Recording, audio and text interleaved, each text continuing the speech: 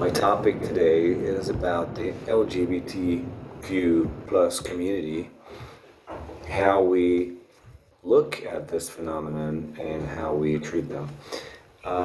It's basically about the legality of this community. I've been asked by my university students to open a subject in class, but I refrained but yet I promised them that I will upload something regarding this topic. My talk is kind of random and free, so I would like everybody who has input on the subject, please comment below. My talk is broken down to three major perspectives. We're going to talk about Christianity, Islam, and Judaism, and final category is the Declaration of Human Rights and how people who are bound by human rights see it and treat this phenomenon. LGBT is obviously, as we all know, they were given rights as individuals and definitely rights for security and treated well in places like Canada, the US, majority of Europe, Lebanon, Middle East. However, you can imagine their way of living in the Middle East, and excluding Lebanon. Okay, some are a lot, or the majority of these countries discriminate them, and they even criminalize them, and some of them sentence them to death. Okay. Of course, the opposite true in lots of other South American states and Asian states.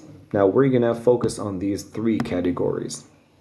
Let me start. Christianity, Gospel Romans 1, verse 26 and 27.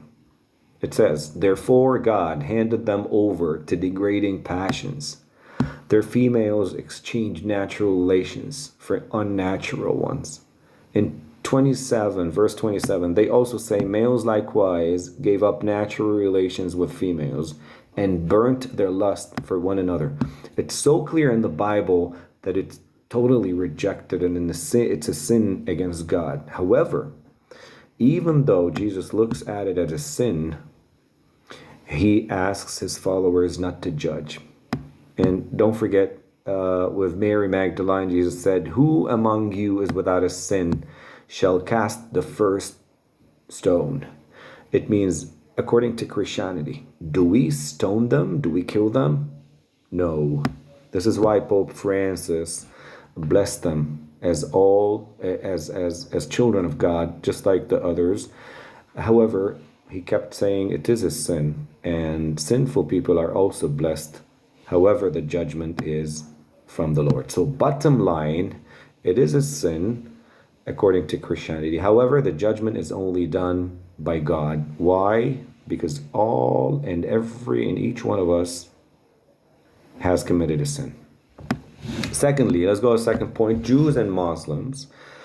Leviticus in the Old Testament, chapter 18, verse 22, "You shall not lie with a male as with a woman. It is abomination, a sinful act." It is a sin also. However, according to Judaism, the people are allowed to punish them. And guess what? The punishment is stoned to death. It's a horrible punishment. If these people are caught committing this kind of sin, they are stoned to death. Muslims, as narrated from Al-Abbas, the Messenger of Allah said, "Whoever you find doing the action of the people of Lut," it means gays, lesbians, etc., "kill the ones who does it and the ones to whom it is done. So kill them both." As a Muslim or Muslim community, they are bound to applying the Quran and the Hadith. And this is called the Sharia. Okay, the Prophet stipulates clearly that as a matter of belief, they have to die. The judgment is done here also by humans. They're sentenced to death. Third category, however, is Human Rights Declaration, specifically Article number 2. It states that everyone is entitled to all the freedoms listed in the UDHR, the United Declaration of Human Rights. This declaration was enacted like 70 years ago. Okay, a majority of the countries have signed it, except some of the Islamic countries and Israel. You know why. Without distinction of any kind, such as race, color, sex, language, religion, political or other opinion, national or social origin, property, birth, or other status.